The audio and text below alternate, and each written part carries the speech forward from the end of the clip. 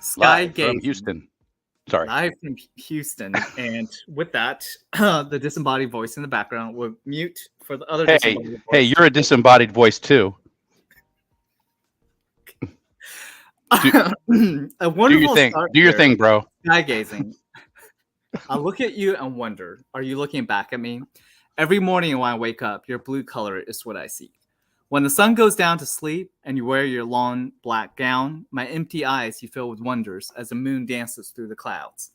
Has my destiny been written in your endless shining stars, or am I a transient story fading from the book of life? Oh, sky, I look at you and your colors amaze my heart, and I wonder if this is how you let me know you are looking back. Poem by Clara Estevez. Not quite sure what that is, but it sounds... That's fantastic. I really liked it. Yeah, it's gorgeous. Yeah. Mm-hmm. All right, so but I have a question. What is this? What is this? What are we watching here?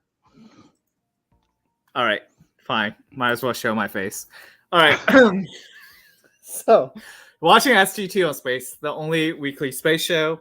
Find it at youtube.com/eshengo/streams.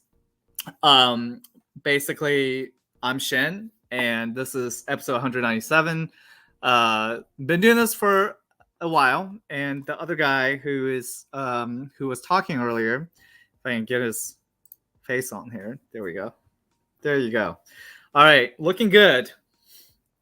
How's it going, Leonard? It's going great. Better. I've been feeling good today, and well rested and ready to rock and roll. Better than you deserve. Better than I deserve. Yep, that's what I was gonna say. If anybody asked me how I was doing today, that hasn't happened yet.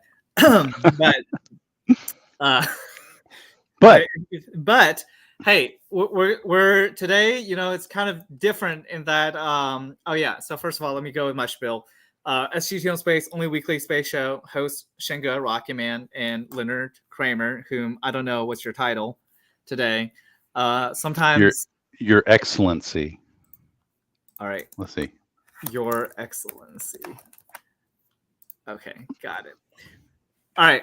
And I gotta say, thank you to our past and present supporters on patreon.com/SG2 on Space. If you wish to support the show, make sure you go there, patreon.com/SG2 on Space.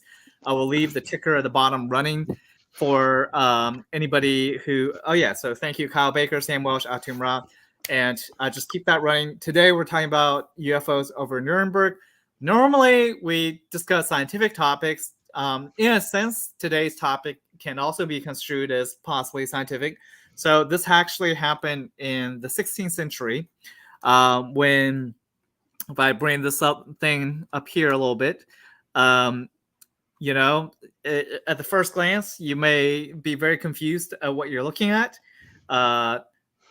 This looks like some pictorial representation of a sun with a bad case of, I don't know. I made it bigger. Yes. Yeah. So there's a giant black arrow.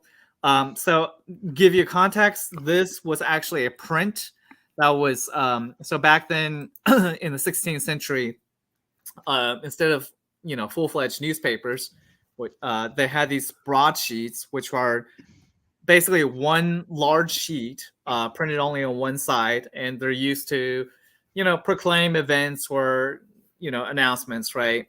And so this one was in 1561 above the city of Nuremberg, Nuremberg. And supposedly there were lots of sightings of strange things going on around the sun. What was happening there, Leonard?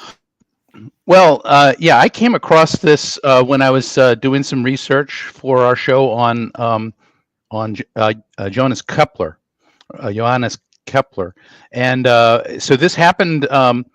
It was actually a few years before he was born, but it was something that was probably kind of a commonplace, perhaps.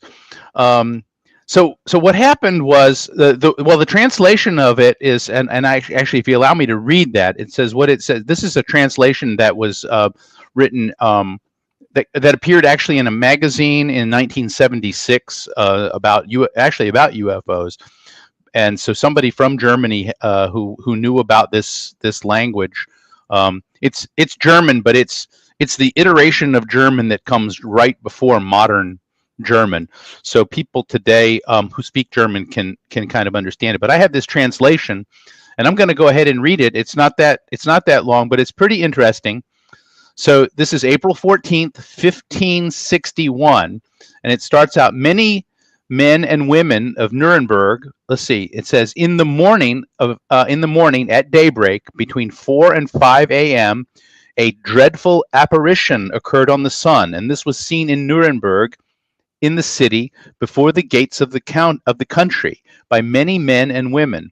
At first there appeared in the middle of the sun 2 blood-red semicircular arcs, just like the moon in its last quarter.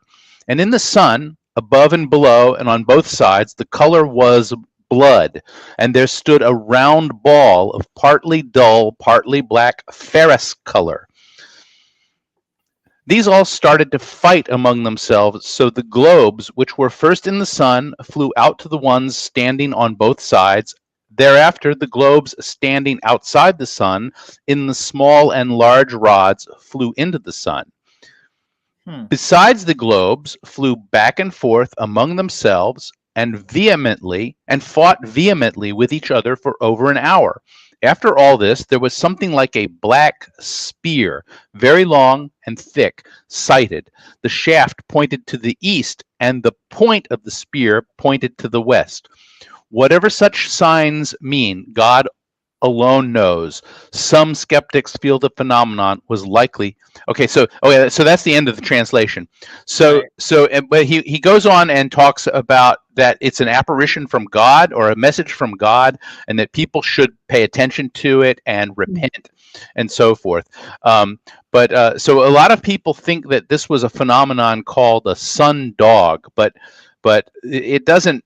Some of it kind of fits. A sun dog is a refractive phenomenon where sometimes there's a halo around the sun, sometimes there's one around the moon, and when it's caused by ice crystals that are in the air.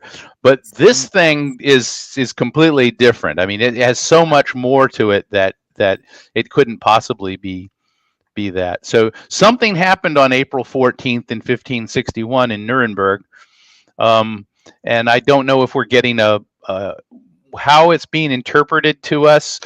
I've read some accounts of it saying that the image of the city below it is accurate, but that there are certain important buildings are missing, and that the if you look carefully there it looks like what the account goes on to say is that all of these balls were flying all around and they were fighting with each other, and then everything burst into flames or kind of got tired and fell flaming or smoking to the earth. And so some of that's being depicted there.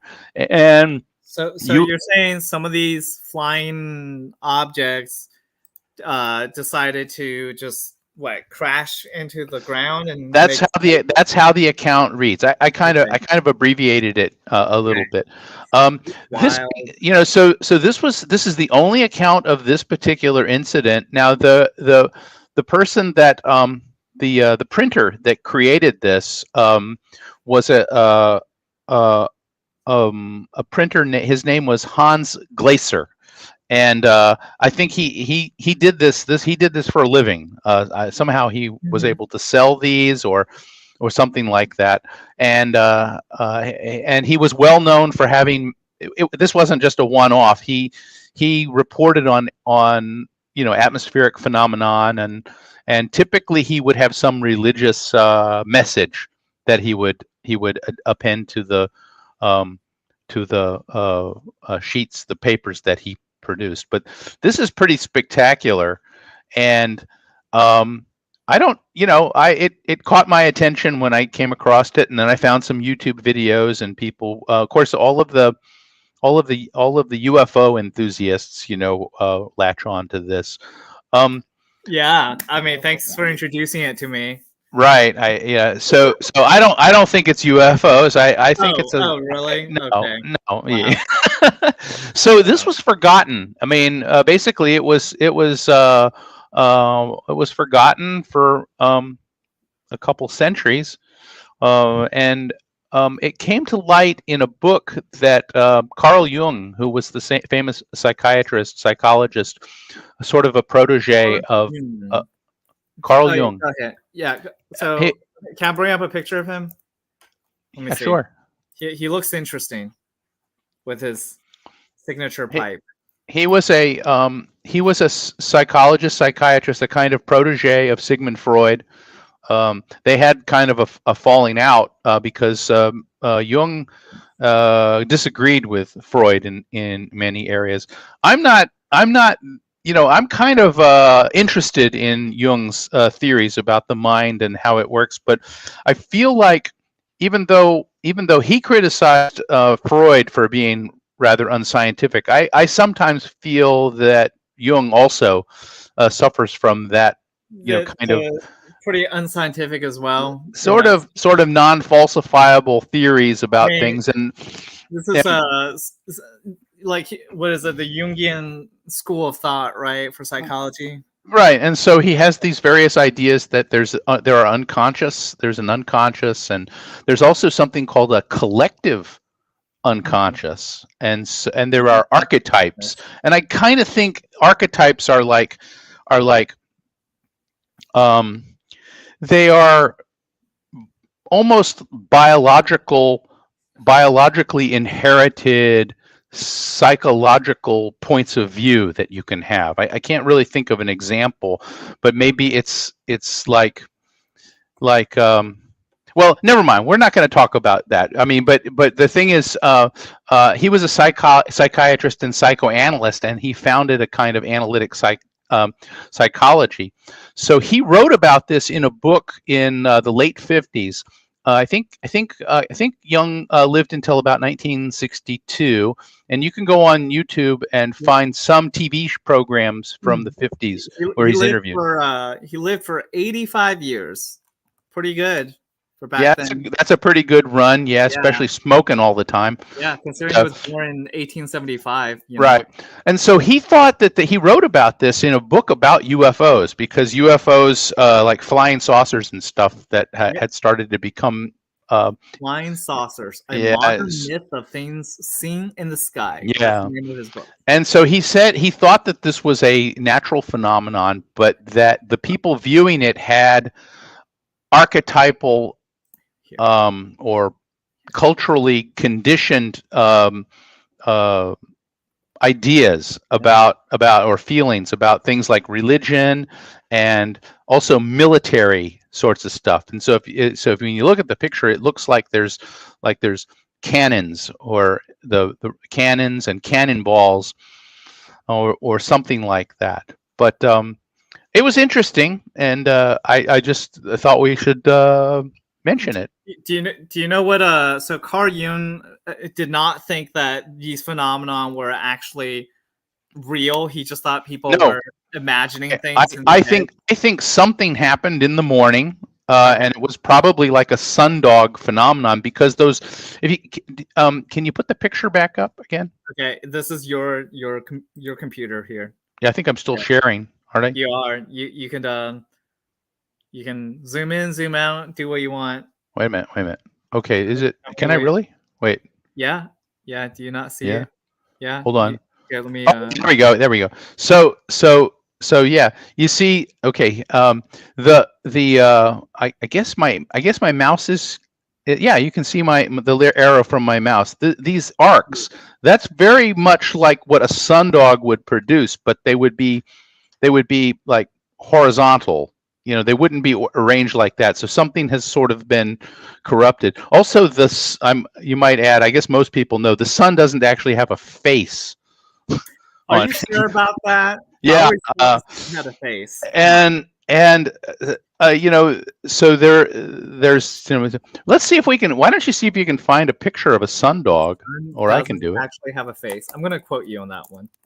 The sun doesn't actually have a face. That's a scientific observation. That's Leonard's sun. So if you learn nothing else about today, realize that illustration of the sun with a face is inaccurate. And so what I understand is that this is supposed to depict the outside of balls Nuremberg. falling to earth and smoking, but it actually looks like the smoke is coming out of the cannonballs there. Yeah. Um, So you right. know, but one thing you did say though, that sundogs, it doesn't explain everything that's happening. No, it doesn't. The only thing that really resembles a sundog, there you can That's see those sundog. arcs. So that's the only thing that kind of resembles that. Plus the red color is a thing that you would observe. Yeah. But all of this stuff that's going on with the rods and the cannonballs connected by crosses Yeah. and so forth. Just letting everyone know, you know, when people interpret what's happening in the sky, they base it off of the technology that they know of that time. So, Correct. and back Right. then, you see those cannonballs. And plus humans are capable of seeing things that so the way the mind can produce these kind of images. One of the things that strikes me about in the research, looking at people of those times, is the presence of death. In other words, it sounds kind of grim, but the fact that keep talking about dying. Go ahead. Everybody knew someone who had died. Everyone knew someone whose children, who have lost children, and that's and so I think that it really did affect. It made them kind of different kind of people than we are. So can you explain that?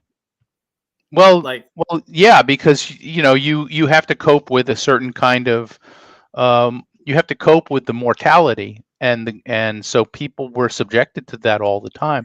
We all know people who have died also, but not I just don't think to the same extent, and so that and the fact that people didn't really have very much control over their lives. They you could things could happen at any time. The political state of affairs in this city at that time was also in flux. I'm not really an authority on exactly what was going on, but there was a schism between in the religious world at that time. As you know, the Protestant Reformation kind of got its start in Germany with the Lutheran Church. The Lutherans were a schismatic. They broke away from the Catholic Church and were well, literally they were protesting. That's why they're called Protestant. Okay, against it, and had rejected a lot of the authority of the church. But there was also a lot of political things going on and wars and so forth. So Nuremberg was right in the midst of that. I think also that it had gone into some. It was a very prosperous city for a long time. It had gone into some economic decline. There were other events like this that were also reported. I think several years earlier, there was something similar that was reported also in a broadsheet from a city called Jena, or Jena, which You're is saying around the same time there was another phenomenon as something. well. Yeah, something like a few years earlier, something like this happened, and then in Switzerland, I don't remember the name of the city in Switzerland where it happened. I think I kind of basically we talk about this particular episode of 1561, but there's other episodes. There's other celestial phenomena. So in Switzerland, there was another event that was quite similar to this, and I think it was in 1666, but you would have to check it. I don't remember the name of this city, but I'm sure that if you do a Google search for me while I'm talking, you can come up with that. I found it. 1566 celestial phenomenon over Basel. Basel, yeah. And so actually the image there is kind of similar. Look at that. Right? So, but the people then did not depict. They didn't talk about the balls, engaged in combat or anything like that. The one in Nuremberg. I don't know if you knew it, but Nuremberg is also. once you're done talking, I'm going to throw my own crazy wild theories. But go on. Okay, Nuremberg is also well known from the 20th century because that was the place where the Nazi Party in Germany had their rallies, and then after the war, the Allies who The conducted Nuremberg trials. the for the all the trials. war So crimes the Nazis but did. but that's not what we're talking about. Okay, we're Okay. talking about So, something very strange. Something strange happened, I think. I'm gonna describe this particular one, or rather, let me just read Okay. it. I mean, this is not me describing. This is literally me just reading. So this one Yeah. happened in 1566 above the city of Basel, Basel, Switzerland. So reported to have taken place in Basel, Switzerland in 1566. According to Samuel Cosius, on July 27th and 28th and August 7th, many local witnesses in Basel reported seeing 3 celestial phenomena. The first is described as an unusual sunrise. The second as a total eclipse of the moon with the red sun rising. And the third like a cloud of black spheres in front of Right. Yeah. So, Yeah. Mhm. So, you know, it's I don't know. I mean, yeah, so I'm not sure how. Okay, so more specifically, year 1566, on the 27th of July, after the sun had shone warm on the clear, bright skies, and then around 9 p.m., it suddenly took a different shape and color. First, the sun lost all its radiance and luster, and it was no bigger than the full moon. And finally, it seemed to weep tears of blood, and the air behind him went dark, and he was seen by all the people of the city and countryside. In much the same way, also the moon, which has already become being almost full and has shone through the night, assuming an almost blood red color in the sky. The next day, Sunday, the sun rose about 6 o'clock and slept with the same appearance it had when it was lying before, lit the houses, trees, and set around as if everything was blood red and fiery. At the dawn of August 7th, we saw large black spheres coming and going with great speed and precision before the sun, and chattered as if they led a fight. Many of them were fiery red and soon crumbled and then extinguished. Well, that's actually quite poetic in a way. All right. Well, so anyway, that's what happened. I guess the only other thing I might want to add about this period in history was when, it was a time when books had been invented, and so books, the printing press was being used, and so people knew a lot more. They were reading more. And actually, that actually had a lot to do with why there was a Protestant Reformation, was that people were able to read and started making up their own minds about things.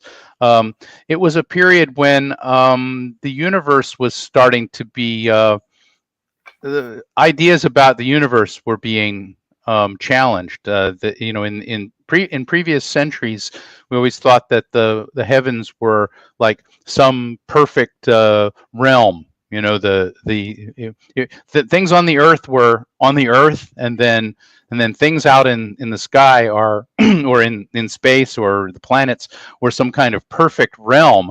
And right. And of course, Galileo came along about 50 or 60 years after this event, but people were getting used to this idea that maybe things were not really perfect. There had been some supernova, new stars that had been seen coincidentally in kind of a couple of events like that, and people were like Tycho Brahe had been looking at the making measurements of the planets and stars to a much higher degree. So the idea that the celestial realm was perfect was being challenged at that time, and so that may have had something to do with this phenomenon. Okay. So this one here, if I can get it up, is the air battle in Stralsund. I don't know if I'm saying it right. So in April 1660, and that's another one too. Okay, there's a number of these. But okay, this particular one, April 1665, 6 fishermen witnessed an unexplained celestial phenomenon, aerial battle in the skies above the Baltic Sea near Stralsund. As evening broke, a dark gray disc appeared high above the city center. A UFO in 1665 is the first exhibition. Okay, yeah, blah blah blah. Yeah, I didn't know about this one. I'd never heard about this one. And so And this one was Nuremberg 1700. So apparently Nuremberg happened more than once. Nuremberg, it was like it got to be a thing. Yeah. But so anyway, that's what I wanted to talk about. I don't have anything else to say about it. I don't think that it was a battle of UFOs. You know, why would they come all the way to Earth? I, on the other hand, think they were two groups of extraterrestrials fighting over the skies above Europe at that time. Sure. So I did say some people thought that maybe what they were seeing was what the people on that morning were seeing was some kind of projection from the future, from 200-300 years in the future, and they were seeing the aerial battles of World War II. You know, so they would interpret those crosses as airplanes, you know, flying around. Oh, you're right. And then contrails from bombers would produce those streamers. Like something that I would read on like those weird Reddit pages that I enjoy reading. Yeah, but I don't think this is a Reddit page. I think that it's some and actually it came to common knowledge with Carl Jung. The broadsheet itself is in a museum or library in Switzerland, and I think that's where Carl Jung was Swiss, and I think that's where he came across it. He was a prolific reader. So Carl Jung was interesting in that, in his perspective, these are all like it's a psychological projection of your own. Yes, he thought that this was projection of the cultural mores of the time. I'm gonna let's just say, like, quote him a little bit here. In the threatening situation of the world today, when people are beginning to see that everything is at stake, the projection creating fantasy soars above the realm of earthly organizations and powers into the heavens, into interstellar space, where the rulers of human fate, the gods, once had their abode in the planets. Even people who would never have thought that a religious problem could be a serious matter that concerned them personally are beginning to ask themselves fundamental questions. Under these circumstances, it would not be at all surprising if these sections of the community who asked themselves nothing were visited by visions, by widespread myth seriously believed in by some and rejected as absurd by others. So, yeah, I recommend Carl Jung. You don't have to believe his psychiatry or psychology or explanations, but he's provocative and he's an interesting character. You're an interesting character. Well, but that's like, I was just actually thinking, it's always interesting when you're taking a perspective from looking at the human mind, right? Which is how he's doing it. Yeah. Okay. So that's all I know about it. I just thought it would be fun to talk about it. So it is. All right. So we covered a number of things here. We talked about these phenomena that people observed. Talked about some of the historical things going on at that time. We talked about Carl Jung somehow and tied that in. Talked about sun dogs, how it's probably not just that, but so the sun dogs are ice crystals, and they occur only under certain atmospheric conditions where the ice is sort of settling, and the asymmetry of the sun dog, where sometimes there's these two sort of is related to the orientation of the crystals. When the ice crystals are falling, they're little hexagons, and when they're falling, they will line up so that they're horizontal, and so that's what's causing that reflection.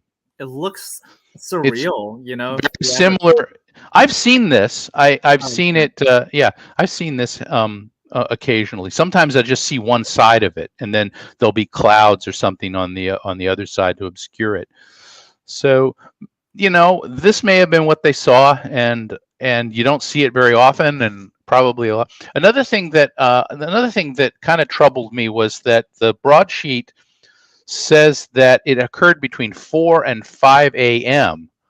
and I don't think the sun. And on April 4, I don't think the sun is up I question whether the sun was really up at that time, was above the horizon.